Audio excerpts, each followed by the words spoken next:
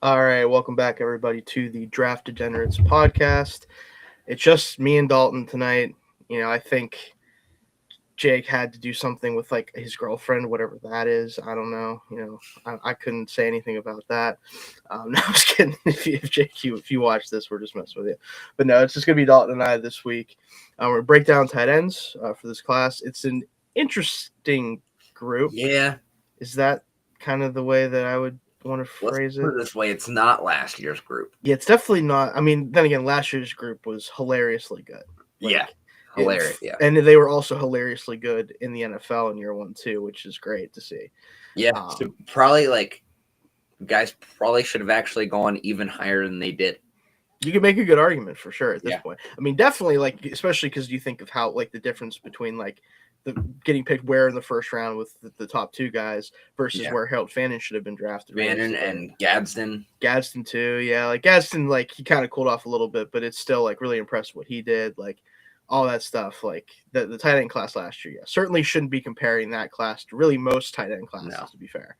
But certainly not having that this year. There's one guy that mostly I think still potential base, but still so good at certain things and athletic enough that should still go in the first round. Yeah, Everyone else, I don't know. Yeah, I have a comp for him. I'm curious what you think. Okay, we'll get there. I have some interesting thoughts on him too. We'll certainly get there later in the show.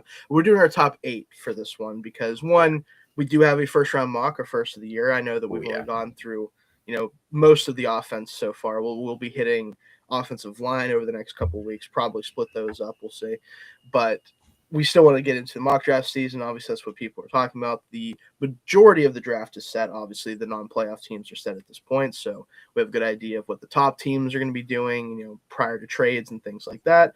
So we want to start the ball rolling on that for sure. So we'll do that later in the show. But yeah, we have our top 8, both of us. We probably have some honorable mentions we'll get to here in a little bit. And this time, because unfortunately when this would happen last year, Jake would not send us his list. We do have his list actually, so we can compare what he was thinking, at least from his rankings. I can't speak on what he thinks of the player specifically. Maybe he can do that at some point, but we do have at least his actual list to compare with ours. So we'll kind of go through that as we go. But Dalton, before we get started with the actual top 8, any guys that you want to right away just kind of put out there as guys that didn't quite make your top 8, but you still think are worth talking about? Yeah, so we'll go with a guy that's, since the one guy we talked about pre-show is on Jake's list. We'll talk about him later. My other honorable mention, my number 10 tight end was Justin Joly from NC State. Okay. Did you have him on your list? I do, and he's a good bit higher than 10 for me. So we'll talk about him a little bit later. But yeah, I will at least. But you go ahead. So for me, I love the NFL mass 6'3", 251. Strong, great hands, got a lot of run after the catch ability.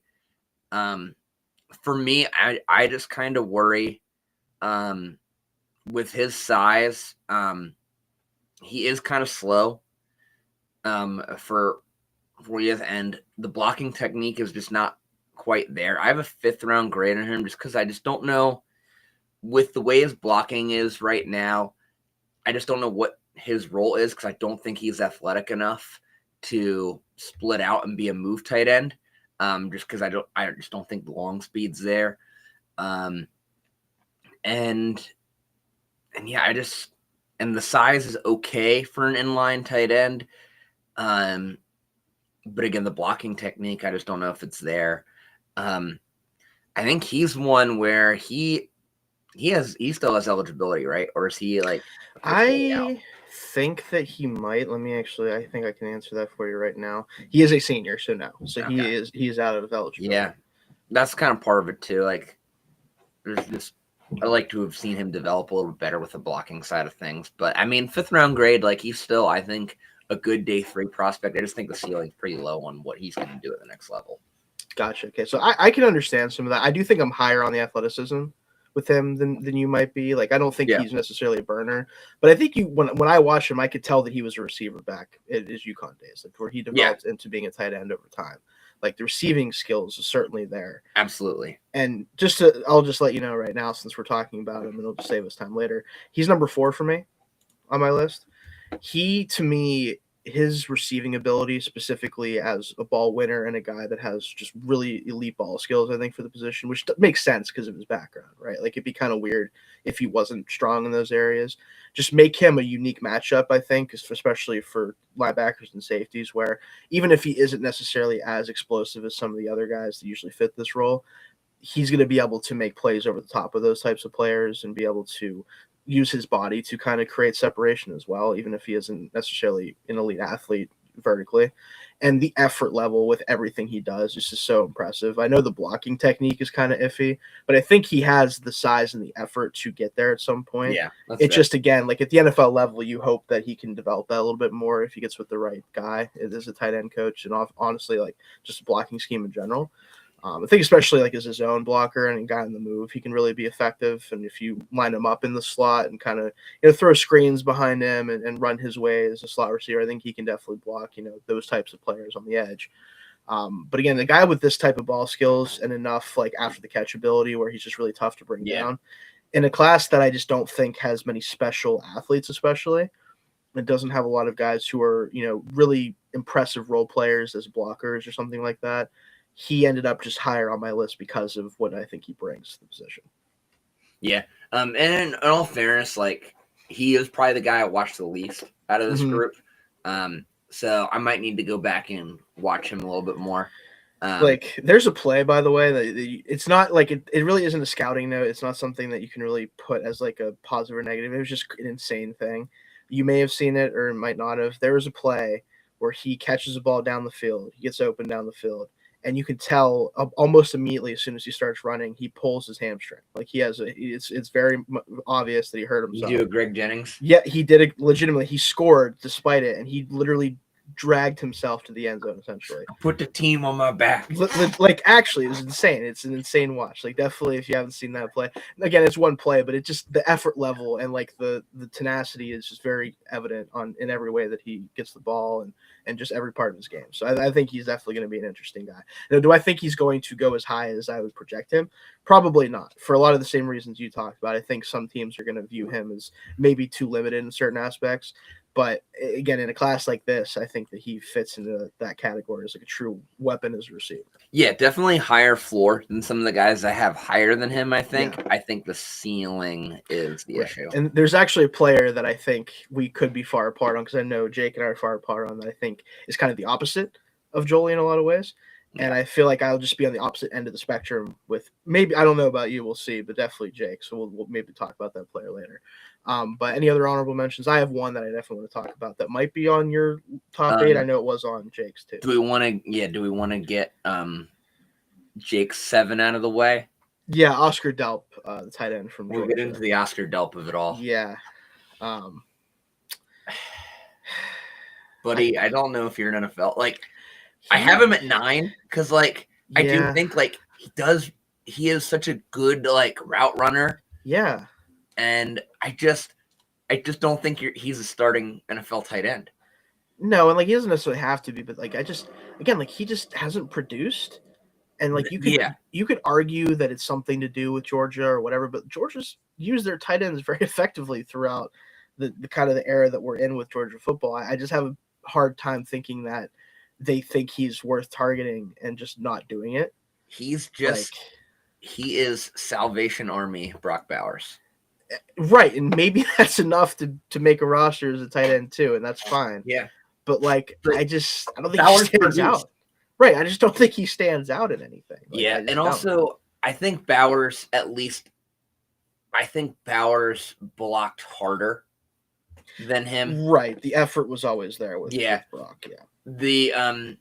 And also Bowers did so much more after the catch in terms of breaking tackles. Yeah, naturally, yeah. Delp just doesn't do that. Like, no. I don't know. He probably needs to put on a good 15 pounds, probably at least 10.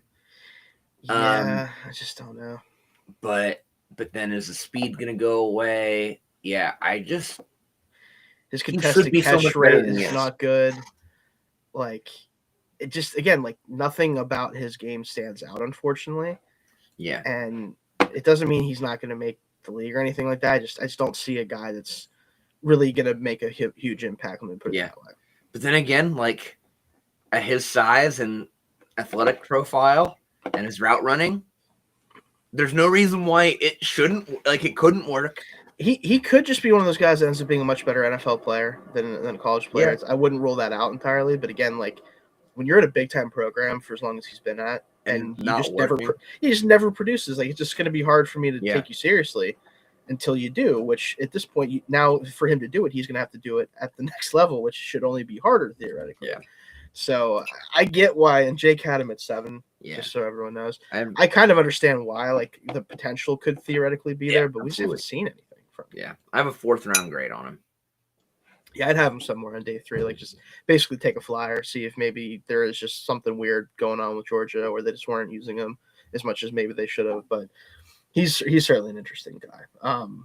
One of my honorable mentions, and like I said, this is someone who's on Jake's list actually at number 5, and I'm not sure where you have him, but Joe Royer is just outside my top 8. Oh, he's 5 for me too. He, to me, like the receiving ability is very apparent, right? Like it's very clear that he is a natural receiver who can make plays after the catch, and he's truly one of those like receiving only tight ends. But he is a receiving only tight end in the purest way possible. Yeah, I'm sorry, he's not 5 for me. He's 7 for me. Okay. Yeah. Because I think I just looked at Jake's list and thought it was mine for a second. Yeah. He's 10 for me. Like it is close with the top, like the bottom, like 3 guys on my list are all very close. But yeah, he is my last day 2 guy. I have a late 3rd round grade, mostly because the size is great. I do think he stems his routes fairly well. Yeah, he's a little clunky to me as a mover sometimes, like as far as laterally goes. But he does set himself up well. Yeah. At the top at least. And I do love the big time catch ability. Yep. Like that's something where it's like, I mean, if he only catches 35 balls a year, but he blocks decent and he catches 5 touchdown passes, it's great. Yeah. Yeah, absolutely. Like not every tight end needs to be I think that's why I'm a little higher on him is just because he actually is a traditional tight end. And in a way, I mean the blocking could get better for sure. I just didn't see a guy who in his size I just don't think he should be moving people a lot more than he is. Yeah, I just don't think it's there, frankly. Like that's what I worry about a little bit, because if he's just a guy that you kind of have to detach from the line a lot of the time to get him involved in the passing game, especially, and also to avoid him having to block much. Yeah. I just like some other guys' traits as receivers a little bit better overall than him. And I think the others have more effort, especially as a blocker, and just have more ability. And that's, again, the difference between like him and 9, 8, and 7. Like it's not that there's a big difference there. Like I think if you drafted any of the guys that I have from 7 to 10, I'm not going to really complain if you draft them ahead of each other. But he just something about the way that he plays at his size just kind of rubbed me the wrong way, frankly. He just doesn't incorporate his lower half when he blocks, which is so strange. Yeah. Now I think this should be fixable. Should be, yeah. But then again, it's like you're 21, 22. Why haven't you fixed that yet? That seems like that's a thing that you'd think should be taken care of by now. But I'm gonna say that about five other guys. Right. That's the counterpoint is like not a lot of these guys, but he's a redshirt senior. I know he's only played 2 years of really true snaps, but still it's just like I don't know by now. Yeah, it's weird. He's a weird player. Like I could easily see him ending up as like a steal on day 3 because of the traits as a receiver, but I don't know. I think when you're a guy who probably can't be the actual tight end for your team, and you have to be kind of like a complement to another tight end, it's hard for me to get you really above where I have him at. So we'll see with him. I think he'll be an interesting case study for some of these guys that just couldn't put it together as blockers at this level, but might have he has the size, like you said, and I think it's not like a physical limitation thing necessarily. It just hasn't been able to figure it out. Even compared to some guys who don't have his size, honestly, that's kind of the interesting thing with him too. But any other honorable mention? There's one guy I want to throw out because he wasn't on Jake's list, but I don't know if he might be on yours. But is there any others that you wanted to throw out before? I don't think so. Okay, I have this guy is at number 9 for me. He's just he's a really weird eval for me, and I'm curious if you have him on your list anywhere. Eli Raridan out of Notre Dame. Oh, he's honorable mention for you? Yeah, he's number 9 for me. He is 2 for me. Okay. I didn't know where you were at with him because I wonder if Jake watched him, honestly. Yeah. Because I thought Jake might have him on his list if you watched him. I figured you might too. I'm curious what you have to say about him because I have some notes for sure that I kind of want to compare to what you think. I could see him being very high for a lot of people. I think there is a couple people that have him close to where you have him at. Yeah. But I'm curious what you have to say about him then if he's 2 for you. Yes, I have a second round grade on him. Okay. And I mean, the first thing is 6'7". Yes, of course. I mean, he definitely is he's a full size tight end. There's no question about that. I mean, that is like 6'5" is like, I feel like the ideal. That's pretty height normal size for it's like the average size for tight end. Especially for like an inline, but like 6'7", like you can do a lot there. And and 251, he's got enough mass to block. The blocking technique could use a little work. As it typically does, when you're that big, doesn't really matter too much. Also, the route running's really good. And he's very smart. And like I said, the blocking is effective. But the thing that really jumped out at me is, on top of, obviously, he has great hands, which when you have good hands and you're that big, you're going to be great on contested catches, and he is.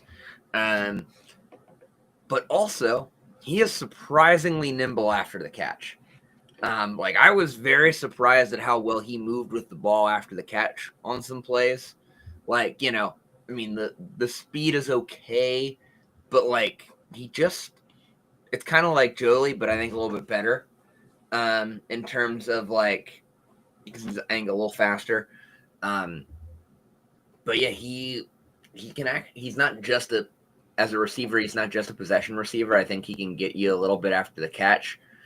But I mean, you can't coach size, and that's kind of the biggest thing for me. I'm always going to take traits over everything else. But I mean, my main knocks are blocking technique could use a little work, and he is generally slow. But I mean, more like on the long speed end of it. But I think for what you're going to ask him to do, I think he's good enough. And also, who's going to be covering him? You're going to have to put a linebacker on him, and he's fast enough to play against linebackers.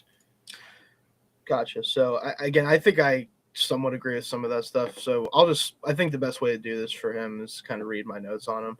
Sometimes I feel like it's the best way to do it for some of these guys. Classic full-size tight end with the frame to add more weight if he wants. I think he can probably get up to 260-ish if he wants to. It'd be nice. He's a solid blocker now. Like you said, he has room to grow in that area, just the technique.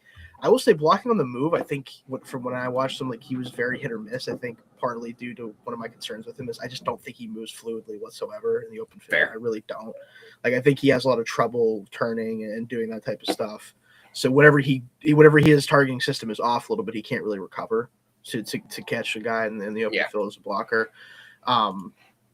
He's a solid overall athlete for his size, especially. I will give you that. I think compared to some of the smaller guys, he's not going to look as fluid or as explosive, but still just clunky. Straight line speed is adequate. I think when he gets going, he has really long strides that allow him to kind of get down the field quicker. Not so much explosiveness, but just two right now that has starting upside eventually. For a second, am I good? Yeah, I'm here. Okay. What was the last thing you heard? I might have blipped out for a second. I still heard everything, I think. Okay. Gotcha. But he just, again, I just found myself, especially with the run after catch stuff, and again, you could nitpick this if you want, but almost a third of his yards after the catch was in the Miami game. And it was on a play where he was completely left uncovered, and he ran for 50 yards after he got it. And that's, again, whatever. You can argue that all you want, but I just felt like he doesn't really have the creativity because of the size, right? He's not going to do a lot for you, I don't think, after the catch at the NFL level, especially. And the route running, I think, is good for a player of his size. I don't know if he's going to be able to separate well, and the size is going to allow him to still make catches on safeties and linebackers in those situations. But generally, if I think that you can't really separate with your ability to move at the tight end position, I'm going to knock you a little bit as a receiver overall. I just wonder if he's a guy that I would want as my tight end 1. And if I have to question that, I kind of am going to put him a little bit lower than a lot of people might. That's fair. He did also have 2 ACL tears early in his career, which sucks for him. I do wonder if that might pop up on his medical report. Like going into college, and then I think almost a year after that, he also tore it in the same knee. I think it was his right knee. He's been okay since then. I don't necessarily think it's going to be a huge problem for him, but that type of thing is something you have to worry about for just the like combine and medical rechecks, that type of stuff. I'm sure they'll look into that, and I don't think it's inhibited him at all, as far as I can tell. So hopefully he's good there. But he's one I'm curious. As we go along, maybe I do want to watch more of him because I see a lot of people tend to like him a good bit. He might be one that kind of moves up the rankings over time. But let's get into our actual top 8. So I know we've talked about a couple of them now just because of our honorable mentions. But I'll start because this is a player that we talked pre-show that you did not get a chance to watch that Jake has at number 8. And for me, I know that I didn't name my top or my number 8 or 7 yet, but I want to talk about this player first to get it out of the way because Jake's number 8 is Sam Roush. Yeah, Sam Roush out of Stanford. He's my number 6 player. So again, I'll talk about him now to get Jake's number 8 out of the way. He's just one of the only tight ends in this class that I think is both a full-size tight end and also plays like one already right now. Like that's kind of if you want the short version of it, that's kind of the thing with him ultimately. He has a throwback skill set, I would say, in general, because he's not really going to threaten down the field at all. He's definitely much more of a short to intermediate target. He has rack ability, but mostly just turning up field and just being big and strong. Like not really going to be creative or run after the catch, really, at least for that reason. Blocking ability is impressive compared to others in this class, I would say, because, again, he is a guy that he's listed at, I believe, let me double check here because I don't want to get it. 6'5", 260. Yeah, 6'5". Like he is, and he looks it too. Like this does not look like a player that, they're like, oh, yeah, he's 260. Like, no, he is, I think he is 260. Like I'd be surprised if he doesn't weigh in at 260 or more. Plays like it, again, not a natural receiver and lacks body control, but I think that is just because the size profile is kind of what you expect from a more traditional tight end. So he lacks a little bit of flexibility. But because he is a useful receiver in the short to intermediate and he can actually block and not just sort of block or block in certain circumstances, he kind of found his way up the list a little bit for me. And he's the last guy that I would say that is firmly someone I would take at the end of day 2. For me personally. Yeah, I'll have to watch him. Just looking at his production and the athletic profile. Yeah, seems like my kind of guy. I think he would be. Yeah, I wouldn't be surprised if you feel not the same as Raritan or something like that. Not maybe that high, but a similar vein of this is a actual tight end, not a tight end in name only, that does have usefulness in the receiving game, just maybe not a vertical threat by any means. I think you'd like him a lot, probably. So you should definitely check him out, I think, at some point. Yeah, definitely will have to. And then who is your number 8 then? Because I don't think we mentioned it yet, or maybe we did. So, yeah, my number 8, I'm curious where you have him because I know Jake's a little higher than me on this. I have Michael Trigg from Baylor. I also have him at 8. Cool. And I wonder if it's for the same reason that you do. I think it probably is. So okay. Let's look at the positives first. Yeah, there's certainly some. Quick. The catch radius is awesome. Yep. Anything near him, he's hauling in. He does run his routes like a receiver. Yep. And you can split him out wide. And he is a willing blocker, even though the technique's not great. But one of my notes for him, he just knows how to get open. And that's something that I think is going to translate. However, couple negatives. One, is he a tight end? What is a tight end really, Dalton? What is a tight end really? I think I'm just not convinced he's actually a tight end. Also, the long speed's not great. And just inconsistent. And that comes with my biggest concern is probably the maturity. There's a lot of smoke there about him just being. Yeah, I think he's just.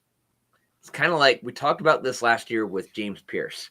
Yeah, he's just he just the vibe seems like he's just an asshole. Right, which isn't necessarily the end all be all. Like, Yeah, because but there's a you lot of also guys just who are a lot wonder- worse, you know, Yeah. than that. Yeah, you also just wonder. And then my other concern is he's gonna be 24 as a rookie, so like He is, yeah, he's a grown man playing against. he's a children, grown man playing in the Big 12, and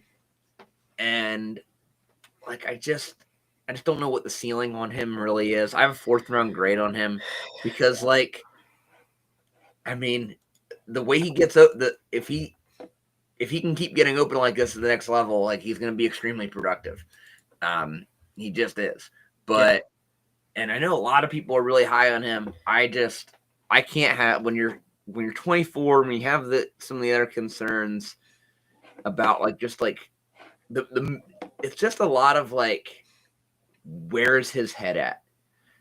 It's probably the best way to put it. Like when you factor in the maturity and the inconsistency, and like the lack of effort in blocking at times, when like, he should be, he should just be a better blocker than he is, I think is kind of the best way to put it.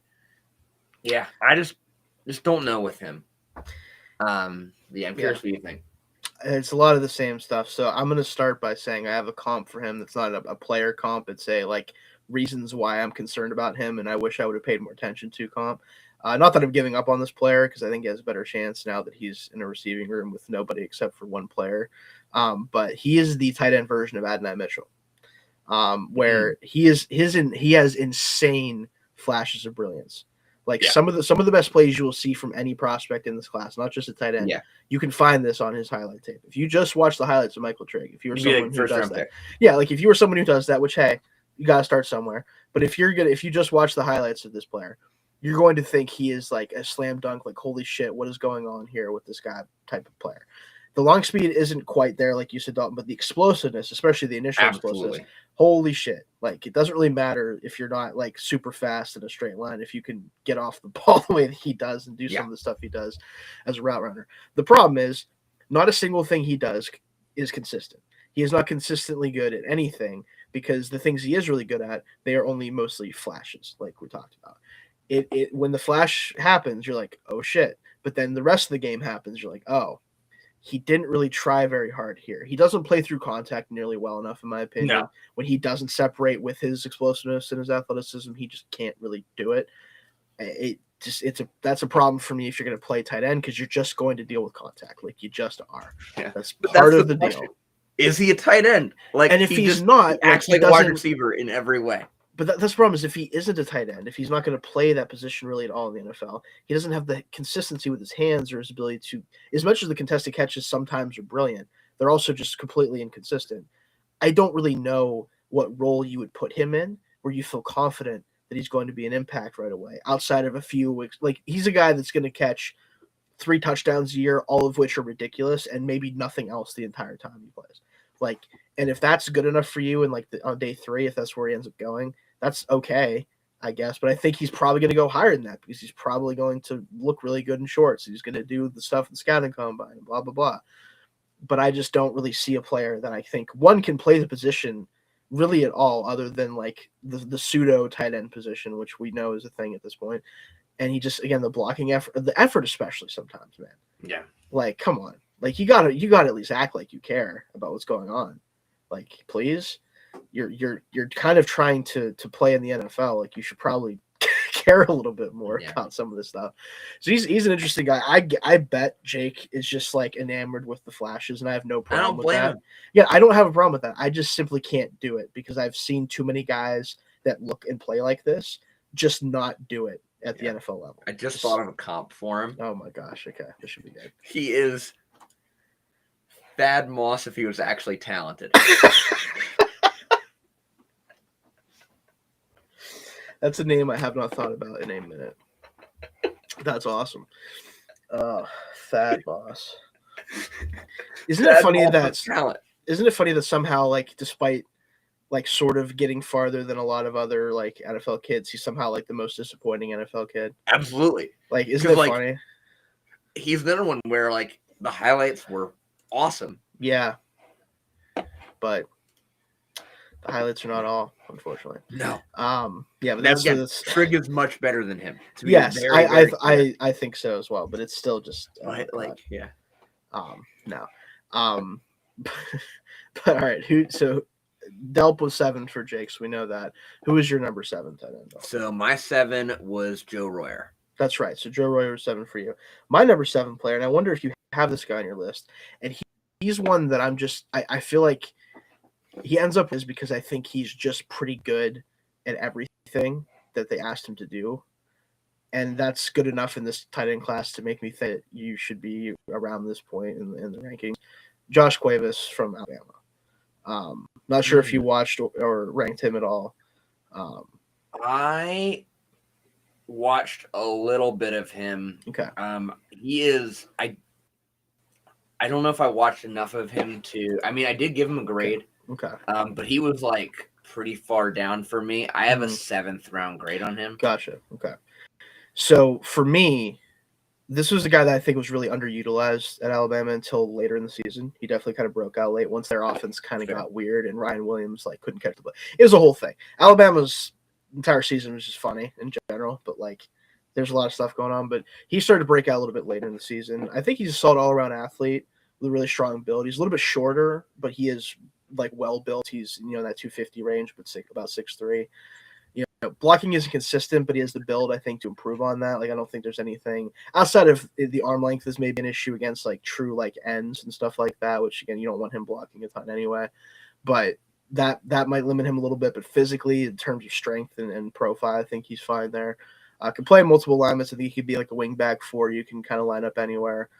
Feels like a guy that's going to be better as a pro than a college player. Also, partly because of the fact he was underutilized until near the end of the season. Very physical after the catch, I think, for his frame kind of being that more bowling ball style for this, as far as ends go, right? Being that like 6'3", 250 plus range.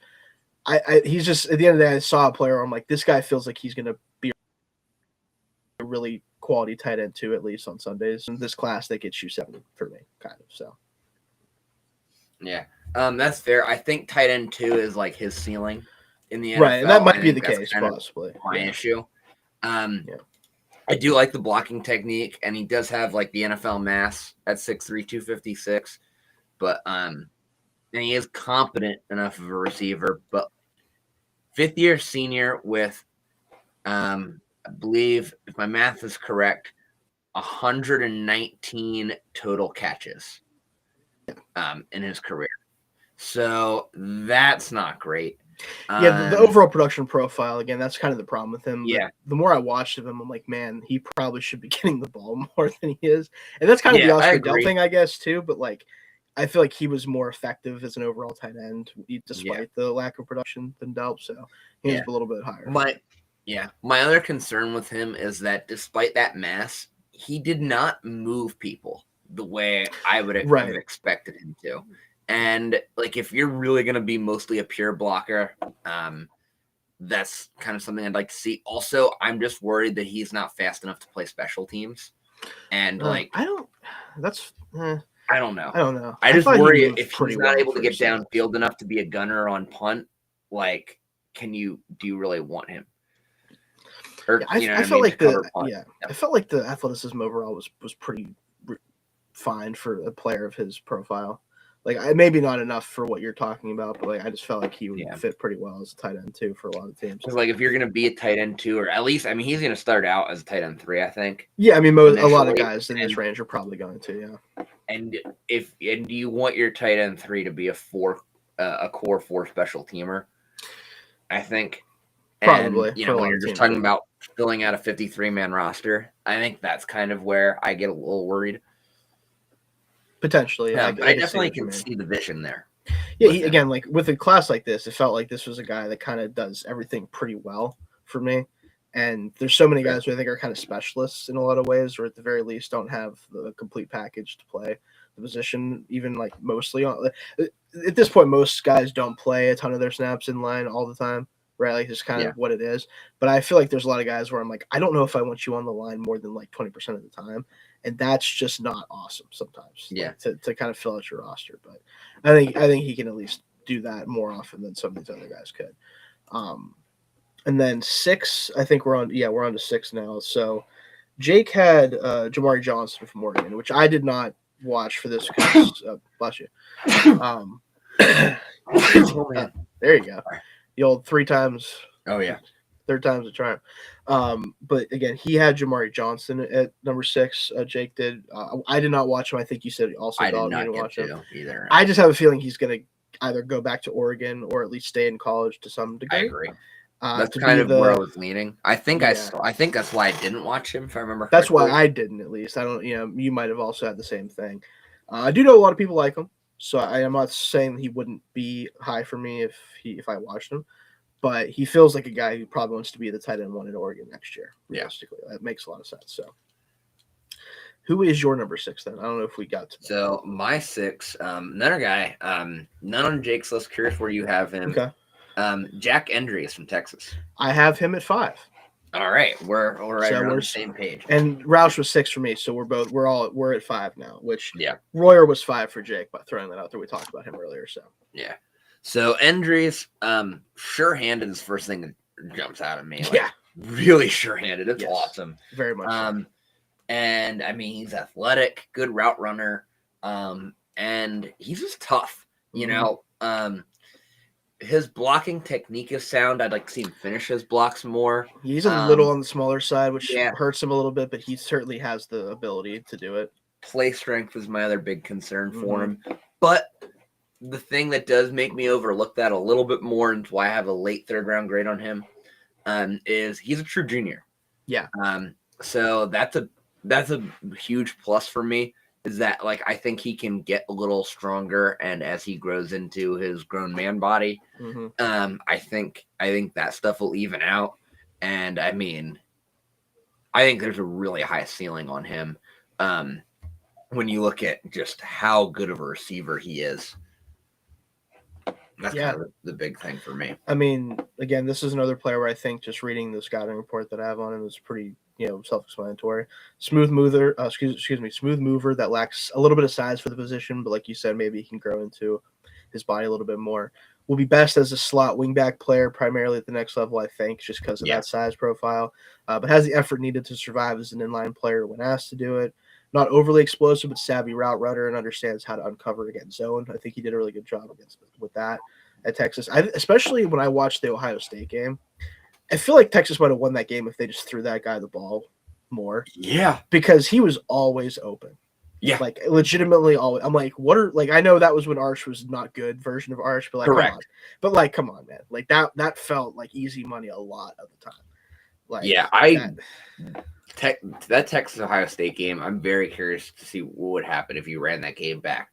Now. Yeah, like today, like it would be a lot different, regardless of what the outcome would be. It'd be very different. And we might have gotten to see that if Texas could have just beaten Florida.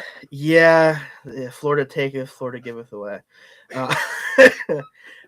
Excellent hands, like you said, and overall ball skills. Could be a reliable receiving tight end for a long time in the NFL. Like he was 5 for me.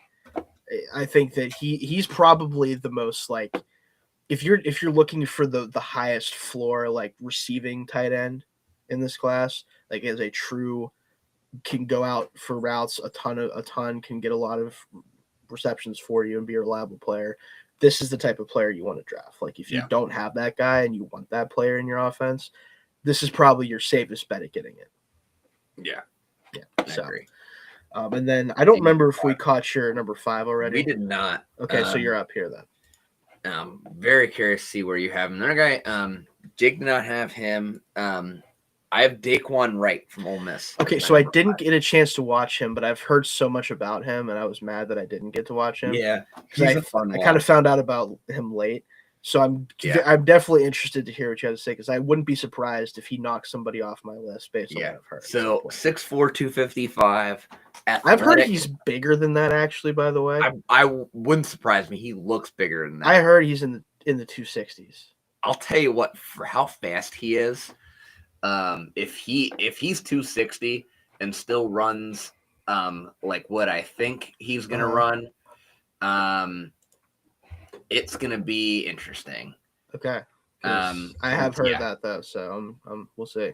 He is gonna be a fun one at the combine. I think he could have a really good combine.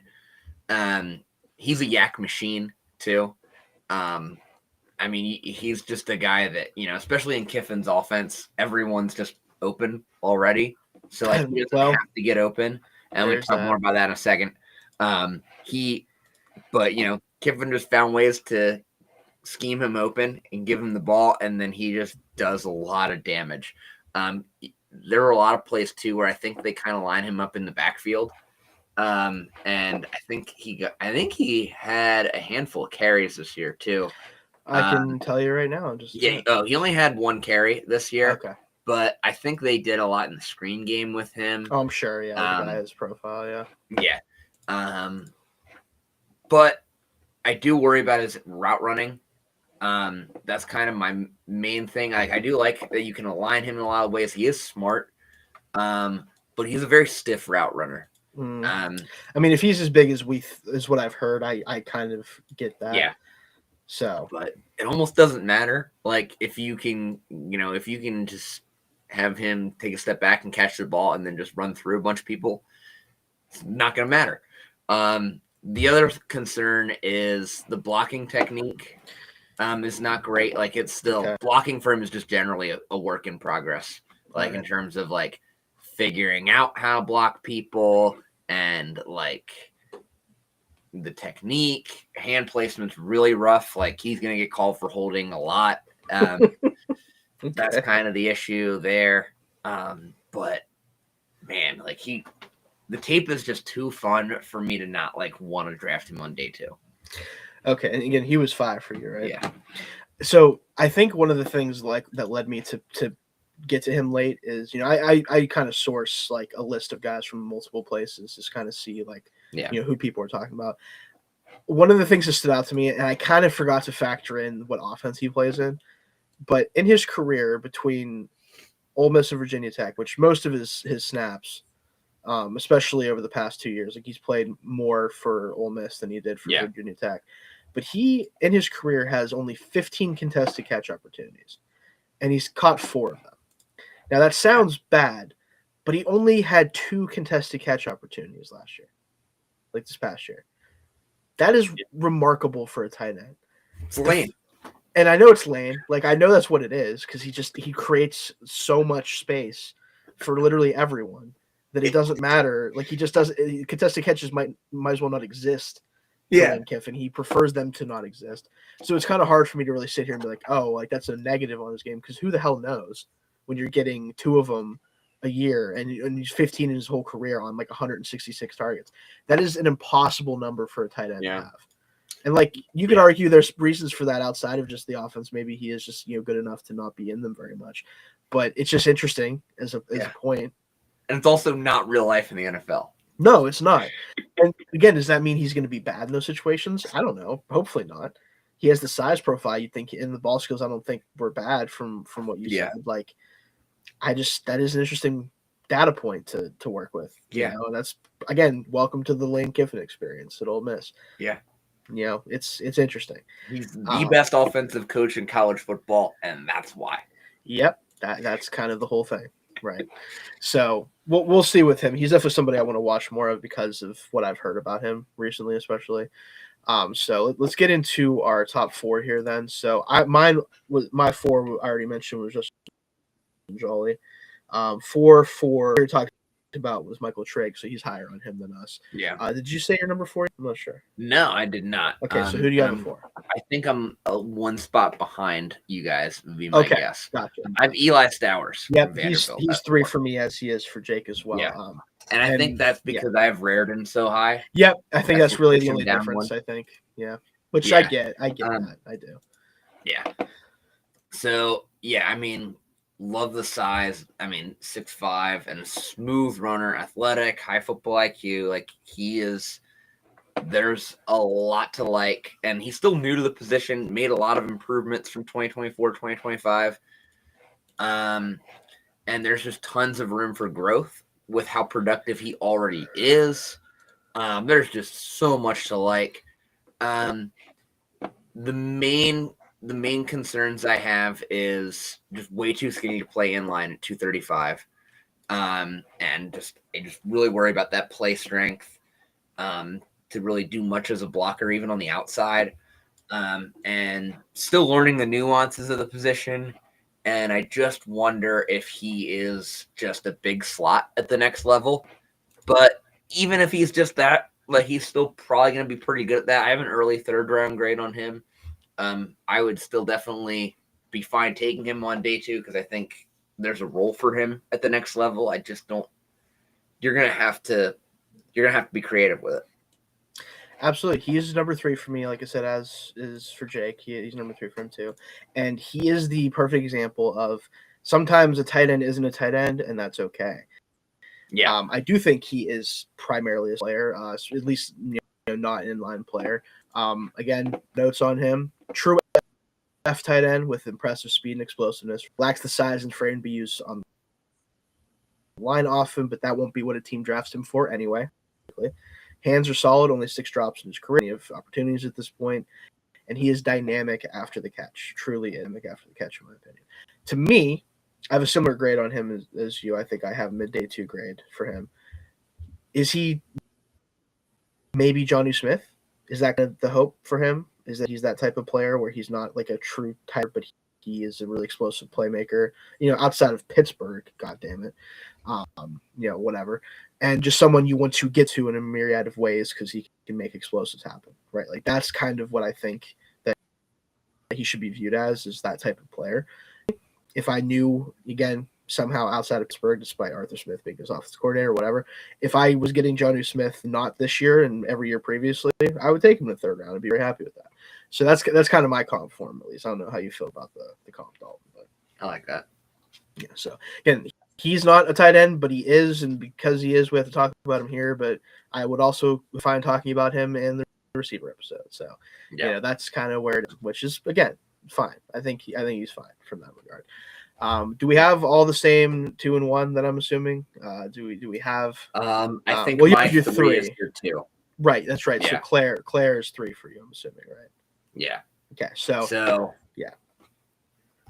First thing is, immediately just anytime you turn on the tape, he just looks like an NFL tight end. 6'5", 243, sharp route runner, good hands, smart, athletic, all the things you want in a guy like that you're going to take in. I have late 2nd round grade on him.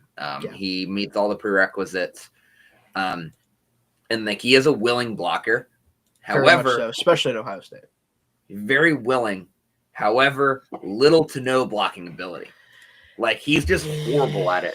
I mean, there are times where they line him up as the lead blocker on run plays, and he blocks nobody because he just can't. He struggles to identify who to block, and then he struggles to like properly get hands on the guy. Yeah. His IQ there just isn't there. Moving his feet. What's that? His IQ just isn't there right now. He just has no idea like how to block people. Like I don't even know if it's like I'm curious like if you can coach it, if he could end up becoming a good blocker.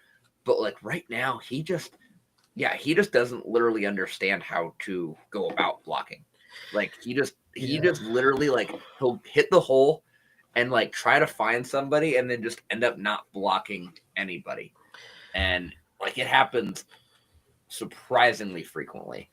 And my main worry with how little blocking ability he has, and it's kind of the main reason why I don't have like a 1st round grade on him, is he might not be enough of a vertical threat to split out on a regular basis. Right. That's kind of my main knock there, where it's like, all right, you can't block anybody, so we got to split you out. But then if you're not going to take the top off of the defense, do we really want to do that? And that's kind of why I can't like him more. I don't know. What do you think? I think a lot of what you said has a lot of merit. I think the thing with him is what's so interesting is if you watch him at Purdue, you would have viewed him as like a truly dynamic receiving threat instead of a very, very good one that he is now. True, he didn't get used nearly enough at Ohio State. And more importantly, he was probably 15 pounds heavier at Ohio State than he was at Purdue, from what I've heard.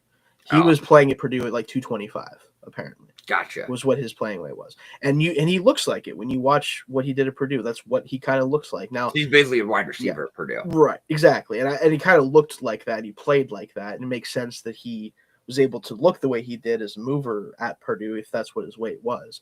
Now, you could view that as, all right, do we maybe ask him to come down 7 or 8 pounds and be more of that player? Or do we want to allow him to keep playing like he is now, but try to get the blocking IQ and the understanding up? Because clearly Ohio State wanted him to be part of the blocking scheme. They wanted him to get involved. Didn't really work out super well, but I think he has the effort and the physical traits to be able to tried. He just didn't get it. He just didn't he just couldn't figure it out.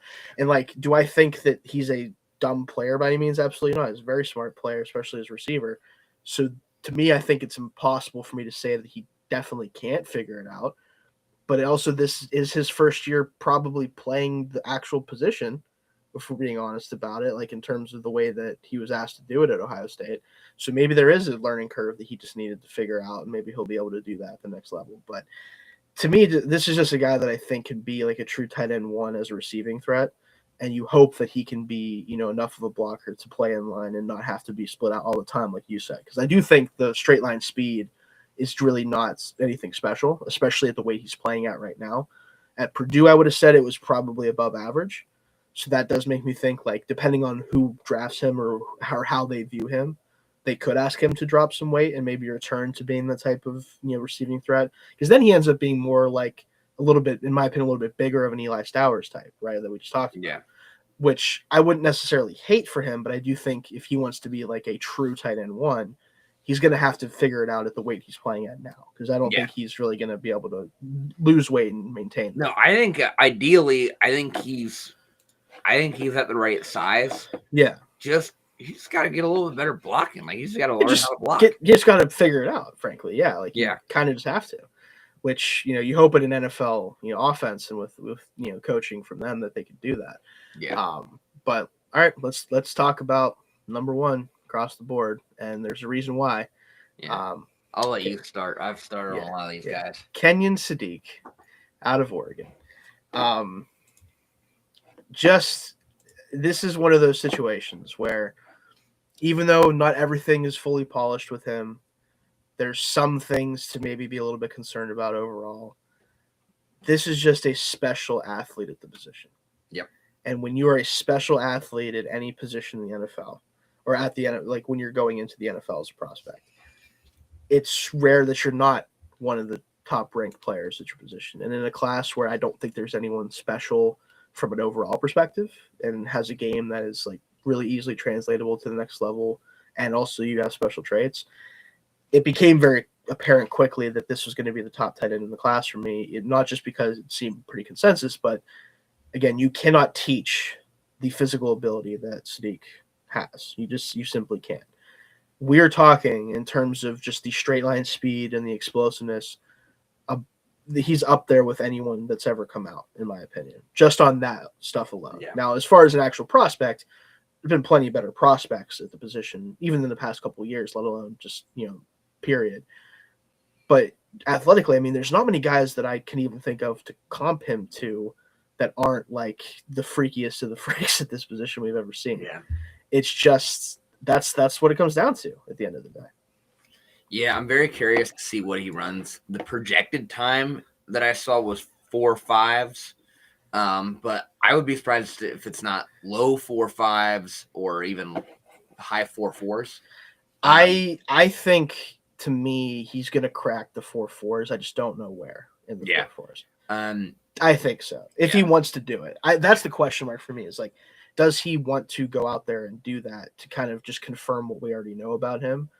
Or does he want to focus on, like, I want to be an actual tight end and not a straight line athlete out there? Yeah. That's the kind of the biggest question in terms of if we're trying to guess what he's going to run. But I assume he will run, and I assume he will run very, very well. And whether he does or not, the tape is all you need to watch to see how explosive he is. And, I mean, you got to love how much you can move him around. Yep. And the route running's great. Yep. Really strong. For his size especially. Yeah. And willing blocker. Now, my main knock on him is why I'm just a late first-round grade. is the blocking technique is atrocious.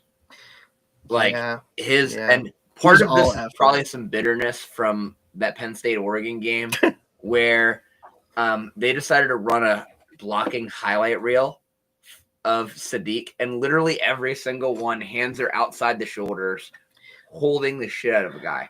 And Yeah, that I think that really stuck with me, and just made me mad at the time. noted Penn State fan. Yeah. But you know, But I mean, you watch the tape; it shows up everywhere on the tape too. oh yeah, yeah. The production's been up and down, and the comp I came up with for him is kind of why I just don't know how high I would want to draft him. I'm worried this might just be Evan Ingram. That is the question. Now, I do think, in general, the ball skills are better. Fair. I think that he has much more effort in pretty much everything that he does. Yeah. Right. So I think the things that people think of is why Evan Ingram was considered a bust at one point, and then I think overall still had a very solid career. Ultimately, He's not a bust. Like he's still. No. I mean, he's still a starting tight end in the NFL. Yeah, and he's been effective for a good while now. Yeah. Especially I'd say with the Jags. You know, when he was with just them. not what he just constantly doesn't live up to what you expect out of him. Exactly. And I'm worried that's what it's going to be with Sadiq. And that could still be the case, just for different reasons, I would say, than it would be for Ingram. But again, like when you're this type of athlete, if you get on an NFL roster and with a coach that understands how to free you up and understands how to get you in a position to make plays, this is the type of guy that can be a legitimate game changer for an offense. That's just kind of the reality of it. If you can get him into space and get him up the seam, I mean, I just think of the catch against Rutgers where he just goes right up the seam and makes an incredible catch over the top. Like, it's just the stuff he's capable of physically puts him in a different tier than everyone else at the position. That's just the reality. And people can say, like, oh, well, is he as polished as X, Y, and Z? It's like, maybe not. Is he the blocker that some of these guys? No, but there's not many guys that are truly better than him, that at least have more potential than him, which is, again, a whole problem with. But you can't teach that. You just can't. And that's kind of, again, what it comes down to. I'm sure Jake would probably say the same thing. He hasn't won as well, obviously. Like, that's just the reality of it. Yeah. Yeah, he is. Like, it's him, and then there's, like, the next 3 or 4 guys. Yeah, so it's just, again, like some people I know are not a big fan of him for, certain reasons, and some of the reasons they give him, like, I'll give you it. Like, I'm not saying that you're necessarily wrong about some of the concerns, but again, the NFL is going to draft this player probably in the top 20, and if not long after that. Like, that's just what's going to happen, and I think they would be right to do so. Yeah, I would take him somewhere in the 20s. I think that's kind of where I'm at, especially if I'm like looking for a weapon on offense and like, the top receivers are already gone. Right. I would definitely like, I think that's like, I'd almost compare him to like some of the receivers in terms of like where you'd take him. Like I'd probably somewhere around like, here's the question. You're sitting at like 25. Depending on what and I feel like it just depends on what you need. If you take like him or Jordan Tyson or Mekhi Lemon. I mean, I'd probably, like, if Tyson's medicals come back, I'd probably take Lemon and Tyson over both. I think the question for me would be like Denzel Boston. Yeah, that's that's probably right around where he is going to fall on like the big board. Yeah, like I feel like the question would be between like maybe someone like that. But like after the top like 4 receivers, he's probably the best. Like as far as receiving playmakers, the best playmaker of it. Yeah, Boston's interesting because they're probably gonna have similar roles at the next level too. Honestly, at least right away. Yeah, which is a whole other conversation. But no, I think that is very, very good prospect and a phenomenal athlete. We'll see if he can go from being a good prospect to being a great NFL player because of that phenomenal athleticism. So but let's get into the second part of the show, which is going to be very fun. Our first of the season. So let me pull everything up, make sure we're good here, and here we are. So let me do it this way. Are we just going back and forth? So we're going to go pick by pick. You can either start at one and then we'll go just, trade off, or I know the Raiders pick one, but like we know what you're probably going to do. So if you don't want the Raiders, you don't have to have them. But whoever starts, we'll just trade off from there. Go pick them. Yeah. I'll just get it out of the way. I'll rip my Band-Aid off. Plus, I'm curious to see what you do it too. Okay. It's Mendoza. It's absolutely Mendoza. Now we're gonna talk about quarterbacks later on, and I still haven't like fully finished my evaluation. I haven't truly watched film on any of them yet because I just want to wait till I know who I even have to watch. Which we're starting to get narrowed down. Yeah. Right now, I'm sitting sitting between like a top 10 and a top 5 grade on him. Like in terms of most classes, like in a lot of like recent classes, he probably wouldn't be my first quarterback off the board. Right. But this year he is, and like this is by far the biggest hole in the Raiders roster right now. Yeah. Like unfortunately, because Geno's just cooked. And Kenny Pickett ain't the guy. Small hands. Pickett ain't the best quarterback on the roster right now. That's not good, Dalton. That's not good. That's not good. And who are you trading for? Are you bringing in Kyler, Tua? That all sounds disgusting. Yeah, the two of it all. I can't simply get there as someone who covers the Dolphins and has had to do a lot of covering the Dolphins recently for a lot of reasons. At the end of the day, I like Mendoza more than Dante Moore, which seems to be consensus. Again, I haven't watched these guys, so we'll see. For me, and obviously, like, we will be able to talk about these picks. So, like, even though we're making them, one by one, like we can obviously influence each other a little bit. What I'm going to say with this is I've seen enough of Dante Moore where I think if he comes out, I don't know necessarily for sure that I would feel great about taking him at 2, but I definitely think the Jets are going to take him at 2 if he's there. Which is why he might not come out, allegedly. Well, people are saying he shouldn't come out. And if he's also saying it, here's the problem, right? How often do you get the chance to go number 2 in the draft to anyone? Yeah. And I understand it's the Jets, but like at some point you're playing with fire when you don't come out when you're a top 3 projected pick. And so, especially next year where like who knows what's going to happen with any of the quarterbacks, like it just feels like, if you can go top 3, you should probably just go top 3. You don't want to be Garrett Nussmeier or Drew Aller. Exactly. Also, like career on fire. Worst case scenario, maybe you just do the Sam Darnold thing where you're terrible for the Jets and great for someone else. That seems to be a great career path. Right. It just seems to be a great career path at this point. Just hang around the league long enough as a talented player until someone fixes you and you're good. And like Geno for a minute there. For a minute, and then he went to the Raiders, which is the opposite of doing that. No, you're right. And I mean, that's the part of it. Like, I also don't know how cooked Geno is because I can't wait to find out because someone's gonna find out next year, I think. Yeah, he'll be a backup until like October, and then someone's gonna get hurt and he's gonna take over and probably go on a little run. I low key, and this is gonna sound strange, I wouldn't hate him as like if they do move off of Kyler, the like de facto like veteran starter for the Cardinals. The bridge quarterback. Yeah, like because they're not gonna probably get a quarterback in this class either because Moore is not there to take or he's taken by the Jets, one of the two. So like, and I'm certainly not taking whoever the hell quarterback 3 would be at this point, depending on who you ask. At number 3 overall. So, but you are up with the Cardinals here. So, obviously, I can move. Look around here if you're looking for someone in particular. But their team needs I mean, I'm thinking here. This is probably. I mean, the idea of pairing Cardinal Tate with Warren Harrison Jr. is so much fun. And Michael Wilson. Yeah. Don't and Trey McBride. Yeah, but like that'd be a luxury pick. It would be. We're gonna do the safe thing, and we're just gonna take Averill Reese. Averill Reese, okay. I get that. I really do. From what I've seen of him, I think that he, whatever he ends up doing in the NFL, like what position he ultimately kind of sticks out for the most part, which is going to be edge, I think, mostly. Yeah. I think he's going to be a very impactful player for sure. So I like that. He is Jihad Campbell, but on like the other side of the scale. Yeah, the other. Yeah, exactly. Where you do actually put him at edge. They're both like right on the border of the linebacker edge line, and like that's literally right there.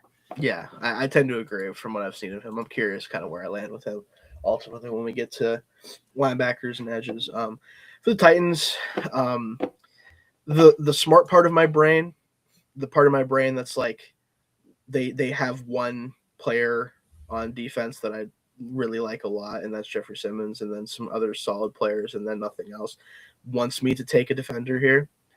But in my heart of hearts, I can't watch Cam Ward throw to the receivers he currently has. I simply can't do it. And I really love this player. And this is a class where I think because it's not the best class in the world, even though under normal circumstances, as much as I like this player, I would not want to take them at number 4. I think I'm going to take Cardinal Tate at number 4. I just think that you watch Cam Ward this year, he flashed plenty for a player that was dealing with what he was dealing with at Tennessee, but the receivers he has to move, they have to move down a role. They just have to. Like they're not going to be able to maintain their roles that they've been asked to play. And I think Tate could really help shore up a lot of the roles that these guys should be playing. So I'll take Tate. If they were able to find a receiver in free agency or just in whatever way they want to find one, then you might be able to free this pickup for something else. But I think right now you have to kind of just take the playmaker you like the most. Yeah, that's fair. I'm surprised you didn't go offensive line. I thought about it, but again, like they're paying a lot of money to Dan Moore, and they just drafted can't remember his name right now out of Alabama, the right tackle. I know he's struggled a lot, but he was a high pick. I think that they're going to give those guys a chance to stick around for another year. It doesn't mean you can't take someone and fill them in later, but I just feel like you can't ask Cam Ward to throw to those guys again. The same guys, he just can't. So the Giants up here at 5. I think realistically, this is probably like the best candidate to trade back. Just give if we were doing trades, yeah. But I'm gonna go with just because I think some versatility to kind of move inside. I haven't really watched the offensive lineman too much yet. Me either. But I'm gonna go Spencer Fano. Okay. At Utah, I think depending on where I think you could probably put him at left or right tackle and move somebody inside. Maybe don't play Jermaine Illuminor at tackle. Might not be a good idea. But yeah, that's gonna be where I'm gonna go. I don't think you draft a quarterback here. One, because there's nobody to take, and two, I think Dart did enough to justify getting another year. I think so too. My concern with him, and I've had this conversation with some people, is I think he definitely outplayed my expectations, but I think he's just so incredibly reckless. Yeah. Both as a passer and a rudder, that I just don't know if I see a long-term future for him as a starter. Yeah. But I think that you can't move off of him yet, realistically. Correct. Especially in a class where there isn't a clear and obvious upgrade available to you, right? Yeah. So if anything, they should maybe sign a veteran who is capable of actually because I know Jameis is Jameis, but let's be real, Jameis at this point, I don't know. Maybe he is still just the backup next year because he signed a 2-year deal, but you get the point. If you're going to add a quarterback, it's not a starter. It's a guy who could at least relieve Dart more effectively than maybe they had last year. Browns at 6. I would like to take a playmaker because they just are so lacking there, but the offensive line is such a massive hole that I think you kind of can't. And with the board the way it is, without watching the lineman yet, what I've heard about Francis Mauigoa from Miami, I think he could play tackle from what I've heard as a right tackle. I think he could be a really solid right tackle, but he might be a better interior player, which they're going to need all the help they can get at every spot pretty much at this point. So I don't really think it matters too much. Correct. So for me, that just makes the most sense with the board the way it is. We'll go Francis Mauigoa here from Miami. All right.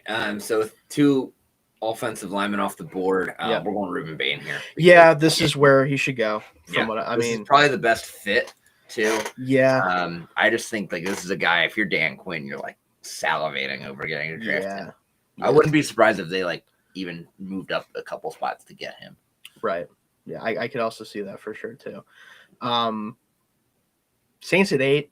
This is such an interesting spot because you could make an argument because of the combination of not having someone reliable outside of Olave and Olave's injuries that he's kind of sustained over the course of his career, that you should add a playmaker for Shuck with what he's shown this year to try to maximize him and figure out what he is. Yeah. I don't really love taking another receiver this early, though, yet. It's kind of my problem. Yeah. This is another team that I wouldn't be shocked if they maybe move down if they have the opportunity to because of the way the board, especially if they fell this way. So that's tough for me. I mean, I would start about Caleb Downs in this range, personally, from what I've seen of him. But I don't know what he should be doing necessarily.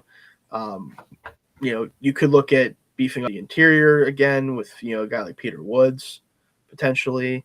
I know he had kind of a down year, but still, I think that's more Clemson than anything else. I just don't think they've ever replaced. I don't think they have ever found the right defensive coordinator. I don't think so either. No. That's kind of the issue. If you look at edge, I think it's too early for the David Baileys of the world and guys like that. As much as I think I'm going to like him a lot, but Also, Peter Woods can play edge if you really wanted him to. If you really want him to, he can be a 4-3 D end. Yeah, maybe honestly, or even the 3-4, like a D end and a 3-4. Yeah, that's more like I would probably view him as for sure. But I think Cameron Jordan role maybe. Jordan continues to live. He would be Cameron Jordan. There you go. I love that. Actually. I think that's we're gonna go with that. I think that makes the most sense here. Chiefs and I'll just all right. Do you want me just to do it? Yeah. I hate it. I hate it. We're doing it. We're doing it because this is exactly what's gonna happen unless Cardinal Tate somehow falls to them, which better not happen. Which I don't know, which is even worse at this point. Honestly, I don't know. Honestly, I think Mahomes having a dynamic back that he can throw to that's also going to be a really productive runner is terrifying. Nightmare. Yeah. Nightmare fuel. Because he will probably almost immediately be the best back Mahomes has ever had. Maybe that 1 year, I think there was 1 year of peak Kareem Hunt that Mahomes had. I think so. Maybe 2019 or 2018. Yeah. But even then, I just Kareem Hunt's not doing a lot of the things that Jeremiah loves doing. No. So let's do the thing. Yeah. It sucks, but we do it. Bengals at 10. My rival, we'll call them, with the Steelers. Sure, yeah. God, they need defense so fucking bad. Holy shit. Yeah. Let's take a receiver, Dalton. No, I'm just kidding. I think if I was the Bengals, because lack of success they've had drafting recently, I turn the card in for Caleb Downs and don't think about it. Because at least you're getting a player that I think is really fucking good. And even if it's a position that's technically not that valuable, in this especially, and I think more classes should do this. Sometimes the safety is just the best damn player, and we've seen that happen too many times. Or the Kyle Hamiltons of the world go 14 or wherever he went because oh no, I don't know if safety should go that. It's stop it, dude. Let's not do this. I think it makes the most sense. The whiffed at too many high value positions is it's great they're high value when they're good, but they never are for you. So stop. Just take a good football player. So yeah, I agree. Yeah, we're just gonna rip that Band-Aid off.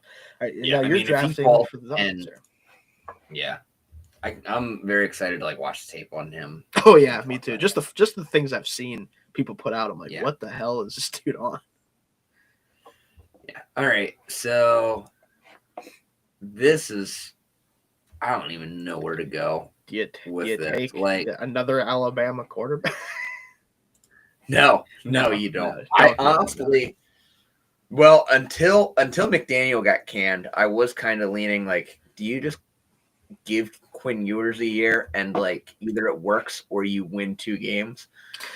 That was probably the plan for about 4 days And then obviously today happened, which was a fun day for me. I'll tell you what.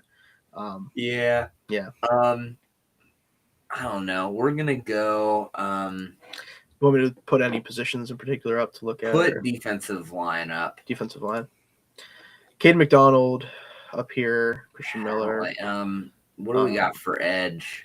Keldrick Falk, which I've heard interesting things about. David Bailey.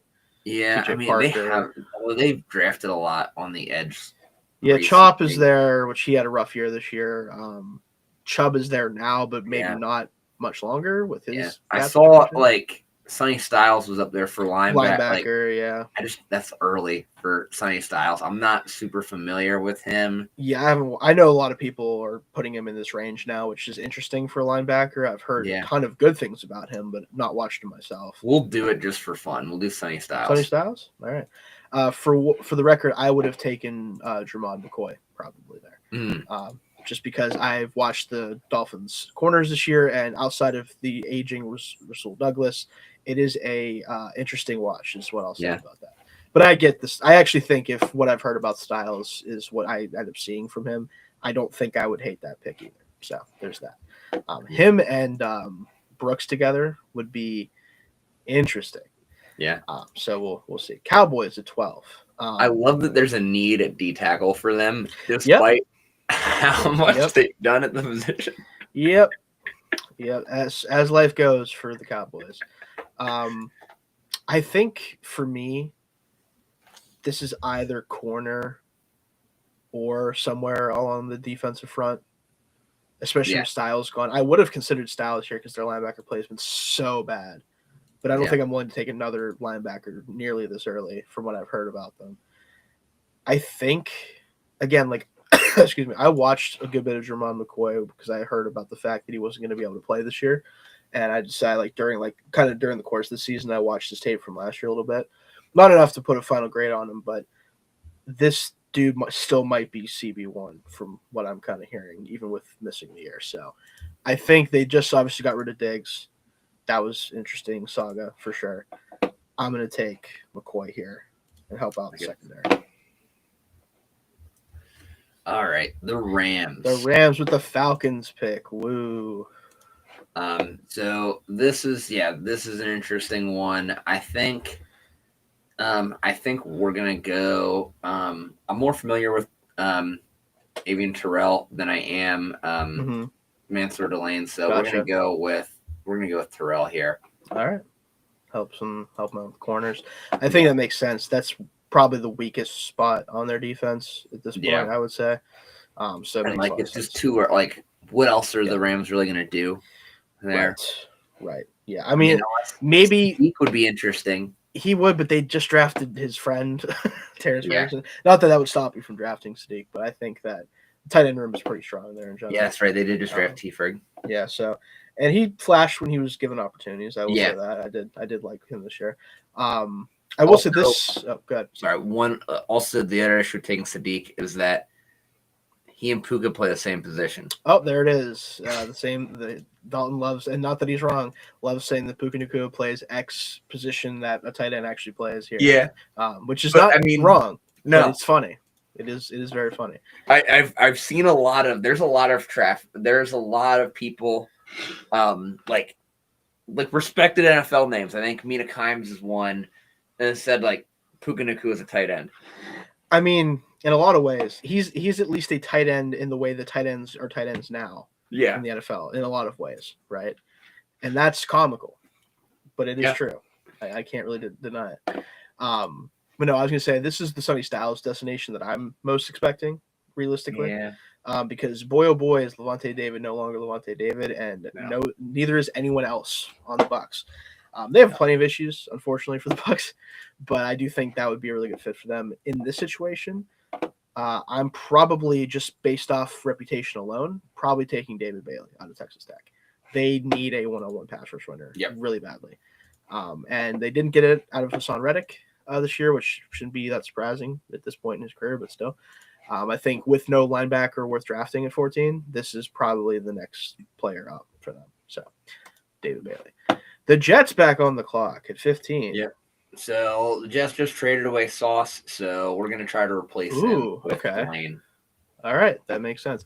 I hear a lot of like potential for this to be the Mekhi Lemon spot potentially. Just throwing that out there is something I've heard. I like the pick at corner though for sure. Yeah. I mean, this is a team that I cannot believe I'm saying what I'm about to say, but did not have an interception all season. Yeah, I think that's why it has to be a corner. Like that right there is why. I cannot. The Jets in 2025 have got to be one of the funniest teams in the history of the sport. Just for this type of stats you get, like if I beg people, if you watch this, to look up the graphic of what quarterbacks did against the Jets this year. It is the funniest thing you've ever seen in your entire life. It is 36 touchdowns to 0 interceptions and a pass rating of over 110. If you played against the Jets this year's quarterback, you're basically the MVP. Yeah. You were like better version of the Nick Foles, like 29 touchdown, 2 interception year. Yeah. Like that's basically what it is. It's ridiculous. So, sorry Jets fans, but also this would probably help you a little bit. But anyway, Baltimore at 16.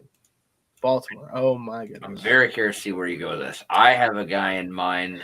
I'm curious who you're gonna go with. So part of me, because I am frustrated every time I watch this team play, especially this year, with the fact that they have one receiver who can do anything.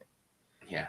And it he's makes very limited. Yeah, and it makes me want to draft a wide receiver here, right? It really does. However, I also think the interior, in particular their offensive line, is so tragically terrible outside of Tyler Linderbaum. And even he didn't have the best year in the world, despite him being a Pro Bowler, I believe. It makes me want to take the Penn State guard, which I'm not even going to try to say his name right now. Viga Ione. Yeah, it's something like that. I think Wyone, or I forget how exactly it is, Ione or something like that. I have to get that pronunciation down before we do lineman here soon. Makes me want to take him, just to not have that be a problem. But at the same time, again, the receiver is just such a huge issue. And if Lamar is going to stick around with his team, luckily, instead of it being Harbaugh that sticks around, which felt like one of those two was going to go, probably made the right choice there, I would say. You need to upgrade what you have at receiver. And I think if it were me, the problem is, I should say if it was me, I would do this, but really not because of the type of player that you're getting. I have Kevin Concepcion at number 2 in my receiver rankings, but I don't think he's a receiver that they should take because they already have Zay Flowers, who isn't exactly the same player, but is closer to that type of player than the other guys on this list. Yeah, they need somebody that's going to win on the outside. That's not Rashad Bateman. No. So I think in this situation, assuming the medicals check out, I think Tyson is where you go here. 100%. And we'll just assume that he's good enough to, and this is probably a fall for him for a lot of people, but I think it's fair with his injury issues. Yeah, that's fair. Right. For what it's worth, I'd have gone Surratt there. That's fair. Also, I get that that type of player too, for sure. Yeah, that's just because I'm really high. I know you're very high on Surratt. Yeah. So yeah, but yeah, so Daniel Followay lives another day. He does for now, and mercifully so. God, that dude sucks. He's still a starter in the NFL. Yeah, it's crazy. It's impossible. But hey, what are you gonna do? All right, Lions here. The Lions. I think, this is where I think they just need more depth in the offensive line. Mm-hmm. And we're gonna go with Ione, however you pronounce it. Yeah, here, let me pull him up here. Because there's a lot of different directions you could go here. I don't hate the idea of adding to the defensive front either. This is where I think my take on this will change once I actually watch both offensive and defensive linemen. But for now, that's gonna kind of be where we're gonna go. Cool. Vikings at 18. This starts to get real interesting because there's a lot of places I think they could go. They definitely need help with safety with Harrison Smith. We're expected to retire, but I don't know enough about the other safeties to take them out at this point, frankly. So that's kind of off the table. They do need defensive line help for sure. The Hargrave situation, and I forget who else I think it was. former former Commanders defensive tackle. I can't remember his name now. Jonathan something. Crap, can't remember his name. But they didn't really work out. That's part of their free agency this year. A lot of things didn't work out for the Vikings, unfortunately, even though they finished really strong, which all that gets them is pick 18 in the draft, unfortunately. I think I'm going to take Caden McDonald here to be like a true run stuffer, helpful for the way that they play defense, especially if Flores sticks around, somebody in the middle to clog everything up against the run. You could take, Caleb Banks if you like him. I know that I think, struggled with injuries, I'm pretty sure, this year. I haven't gone back and watched him yet, but I think I'm going to take McDonald here. Probably the top of his range, if I had to guess. Yeah. Panthers. All right. So the Panthers. What do we do with the Panthers? I think we're going to go. Do you do with the Panthers? Yeah. I think there's a lot of different directions you could go with this. Mm-hmm. I think at the end of the day, you got to figure out what you got in Bryce Young. Yeah. And you got to keep surrounding him with weapons. I don't mind Sadiq here. Mm-hmm. Yeah. It's a little high for when I'd like to take him. But, and again, this is part of it is I just haven't watched enough of the defensive linemen yet to say, like, let's go TJ Parker here.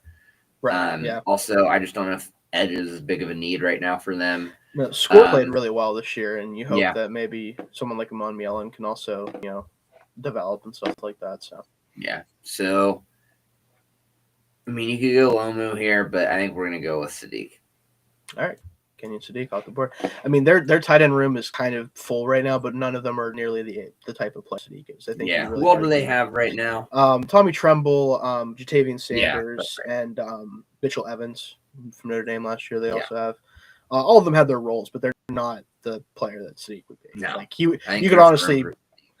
Good. I said, yeah. I think there's room for Sadiq there. Honestly, be the slot receiver. Yeah. Because you have the skill sets to fill out the tight end room outside of him. And I think Tet's proven he's more than that. Yeah, he's had a really good year. Cowboys back on the clock here. We took, I forget who before, Jermon McCoy I took, yeah. So I think, we took care of corner. You could say with George Pickens, I'm assuming he's going to be back at least on the franchise tag, right? So receiver isn't an immediate need necessarily, but if they don't extend him, you could argue that it would be then, obviously. But I don't think you take one with one of your first round picks until you know the future of him, which maybe by the draft they'll know, obviously, especially like the long term future. But that's certainly in consideration. I think defensive. They still need help here. Yeah. It doesn't help with this, but you know what I do think? I wouldn't surprise me what they do with 2 picks where they're at. If they package those together to move up ahead of Kansas City to get Jeremiah Love. That would be hysterical. Jerry Jones. It would be peak Jerry Jones. Absolutely would. I think here, though, their edge room is weird, too. Keldrick Falk feels like someone the Cowboys would like. Yeah. I wonder why their edge room is weird. I don't know. It's weird, right? I think for the sake of, I think it would be a very Cowboys thing to do. Take a player that, from all accounts, seems to be a very heavy-handed player, but can't really rush the passer at this moment in time. Yeah. Why not add that player to the Cowboys? Because they certainly don't need more of those players. Let's take Keldrick Falk here for the Cowboys. You are up with my Pittsburgh Steelers. So I will definitely. I'm curious what your input is here. Personally, I would go Surratt here because I just think they need. You can't keep throwing the ball to Adam Thielen and certainly can't. Certainly can't, Dalton, but they will. Watch this Monday. They'll do it 15 times. Don't you worry. Adam Thielen, Scotty Miller, and MVS, right? Yeah.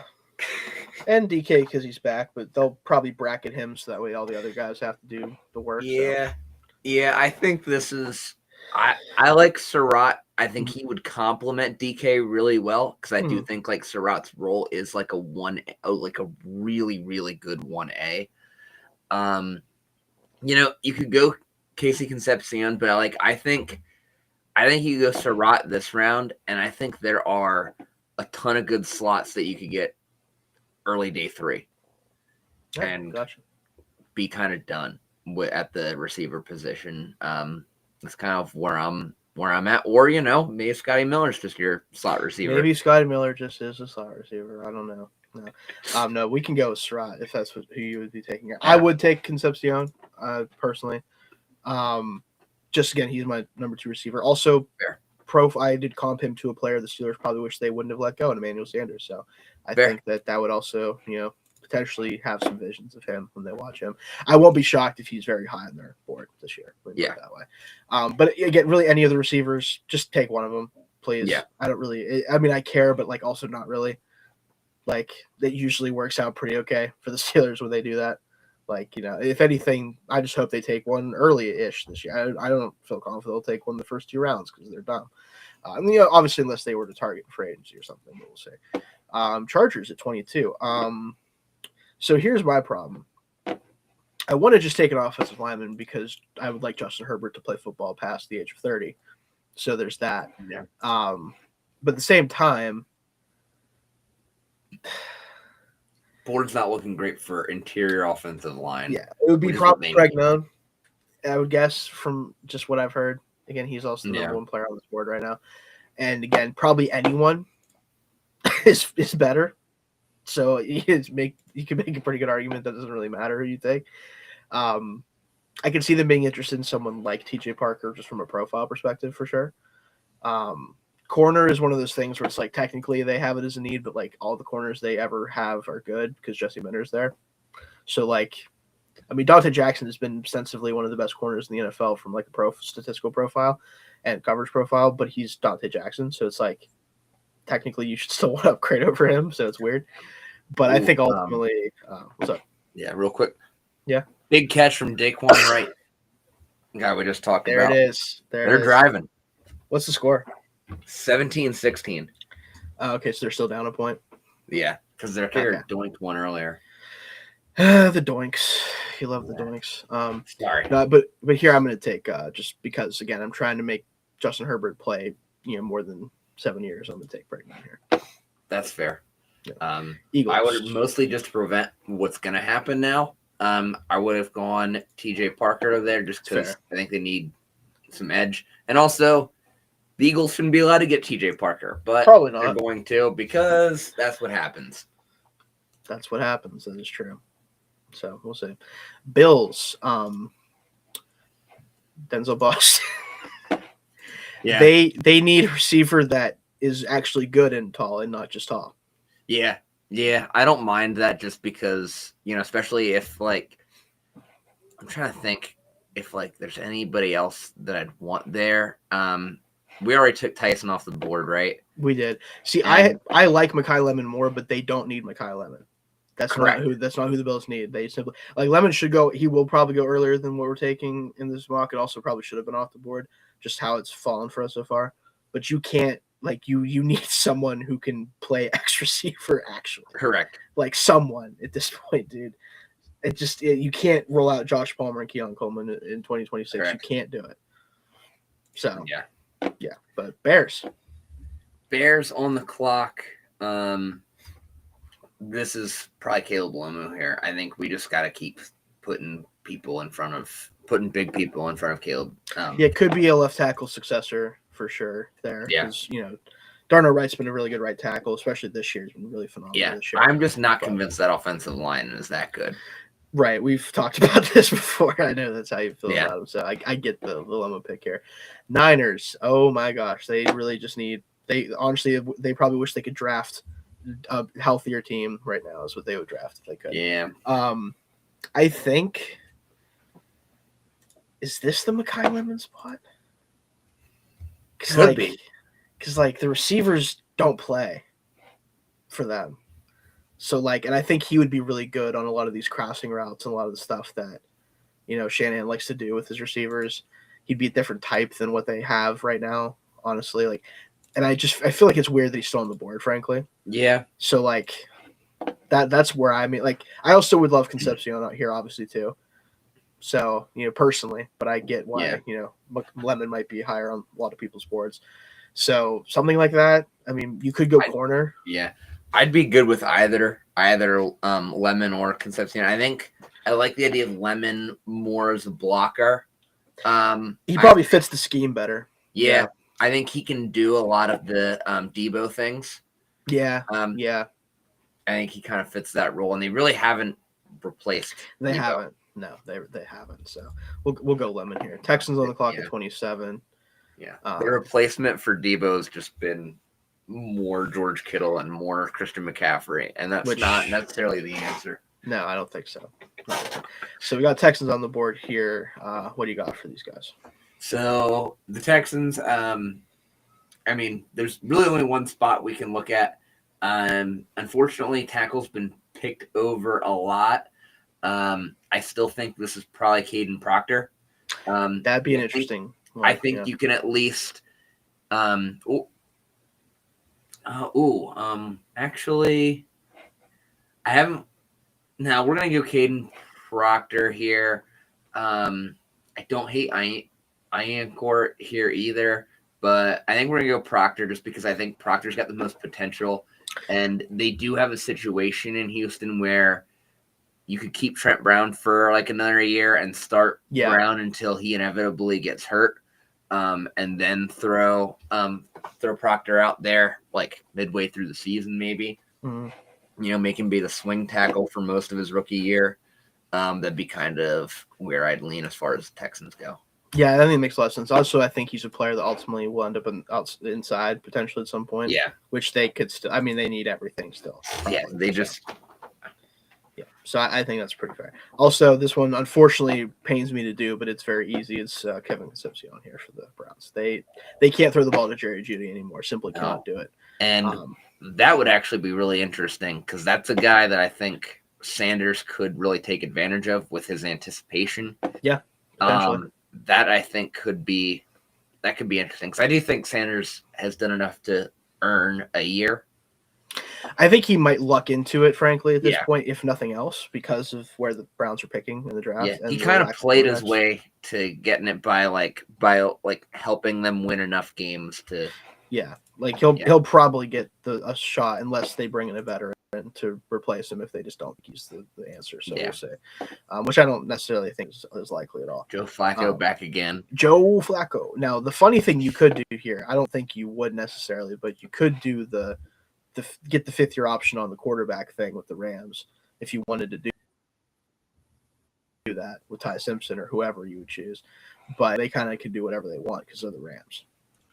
Yeah.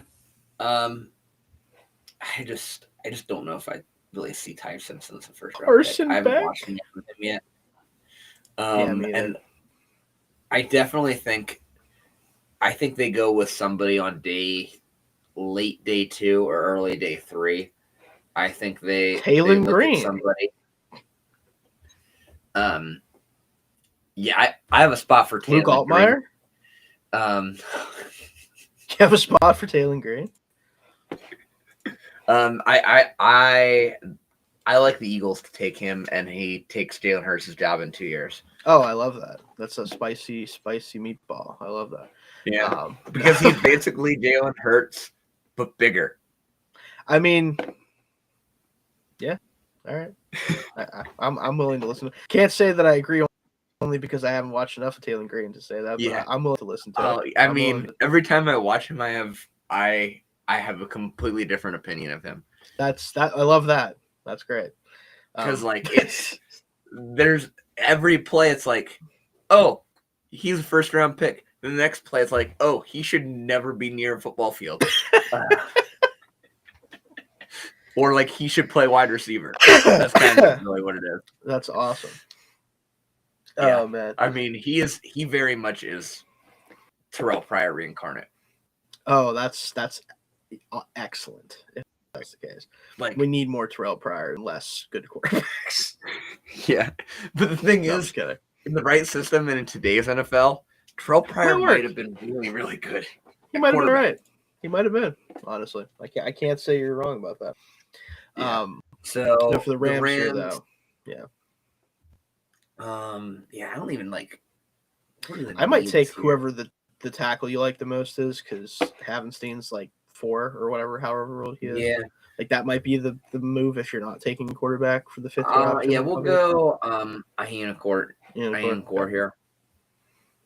All right, cool. And Patriots, who are picking in the third because the world hates us.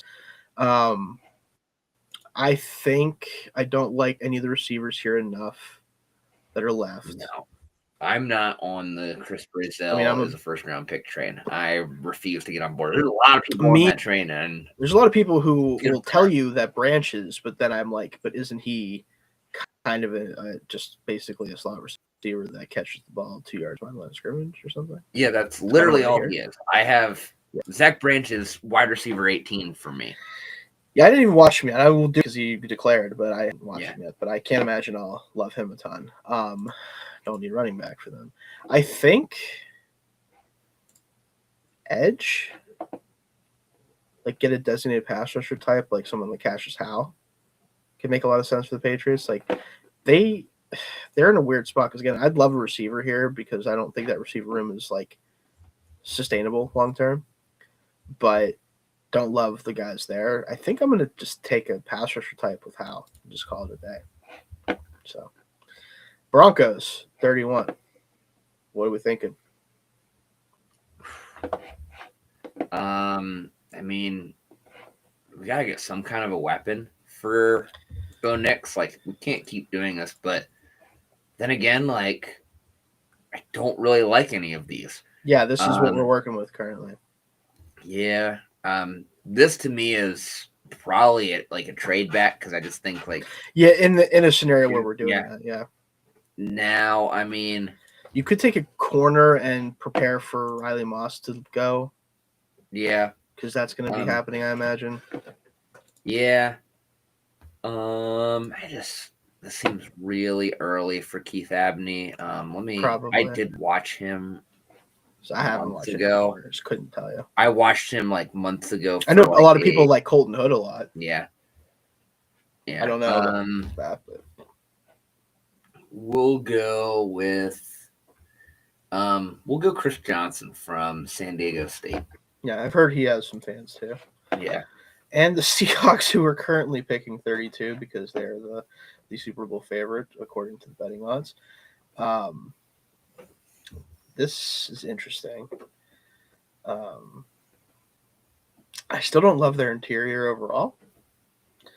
So maybe you take the top interior player here, which, I mean,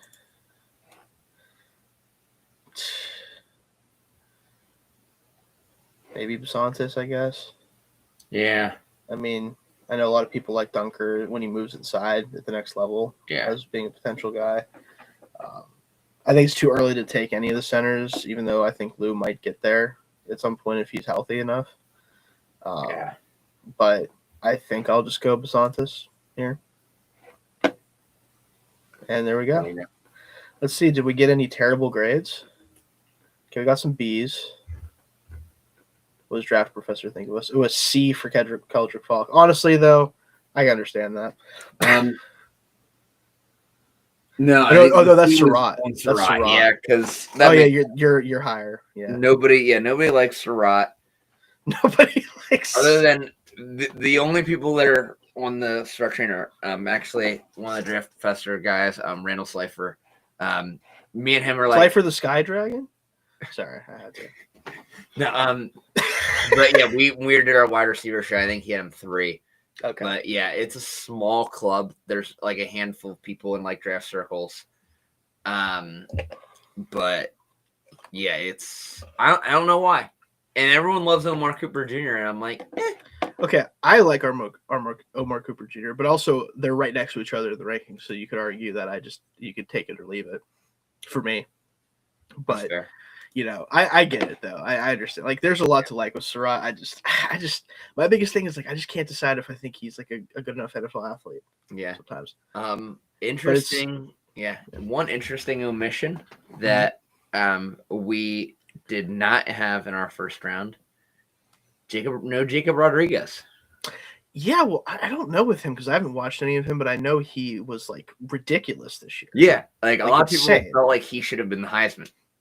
Right, which is like if you're talking about a linebacker at any conference in any situation, is that Winning it's the kind of Heisman. insane. Yeah, I mean, but like apparently, I think like he's just not an NFL size. That's kind of 6'1", what I've 235. Yeah, which I mean nowadays that's an NFL size linebacker. I think that's Roquan Smith's size when he There's came a out. yeah. When we do linebackers, it's gonna be interesting. Like, what is a linebacker today? What in is the a NFL? linebacker? 'Cause I mean, are they basically I think it's just whatever you safeties? want it to be. You know, what do Yeah. you want it to be? You know, what Are is your linebackers just big safeties now? and are safeties just slot corners? Yeah, pretty much. That's the eternal question. I want a defense that has just 6 safeties out there. That's what I want to see. 6 safeties, 2 corners, 3 defensive linemen. That's what I want to see. But yeah, just 6 Cam Chancellors on the field. Yes, I mean honestly, you probably could win a lot of games with 6 Cam Chancellors on your defense. I don't even care what position they're playing at the time, frankly. You put him in corner, I don't care. He'll just bench press the dude into the sideline before he gets 5 yards down the field, and then you just call it a day. Who cares?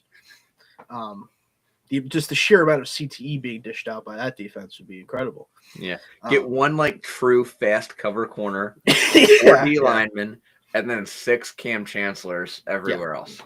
I think it could work.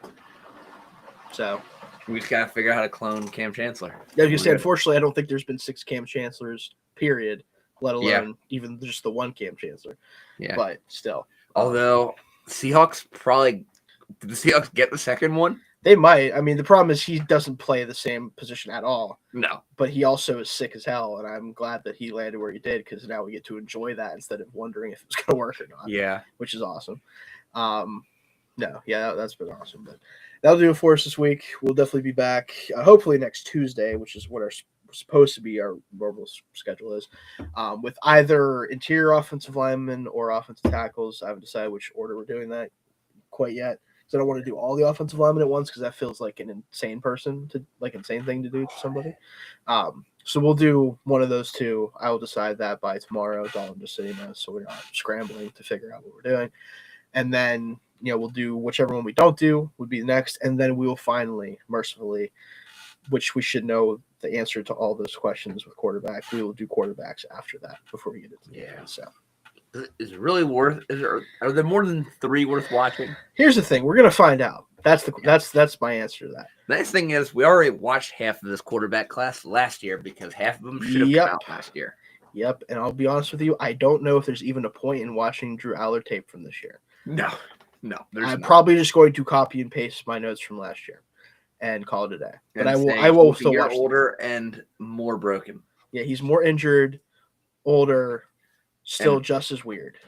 Yeah, and his confidence has probably been hurt even more. Yeah, at an all-time low, which is not what you want. Thanks, James Franklin. Yay, James. Also, Garrett Nussmeier, what was that about?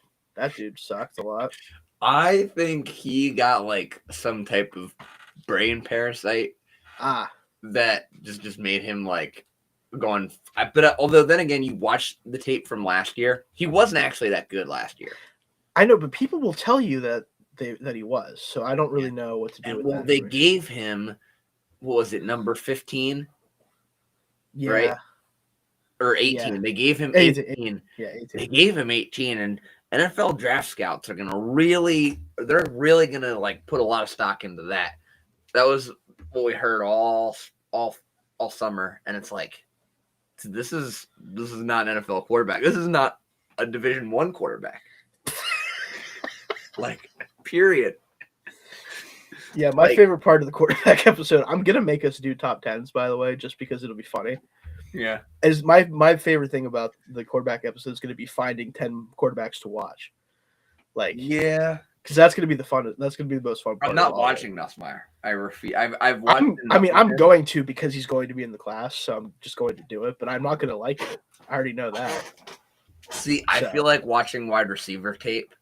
I saw enough of him. that That's fair. You might be able to already know what you Yeah. think about him. because I watched a lot of LSU guys, and plus watching like CJ Daniels Yeah. from last year. Yep. Yeah, I can't watch him turn down any more wide open guys. I just can't. I just can't. When you're in a not throw to open receiver competition and your competition is Garrett Elsewhere. I think he's worse at not seeing open guys than Geno Smith.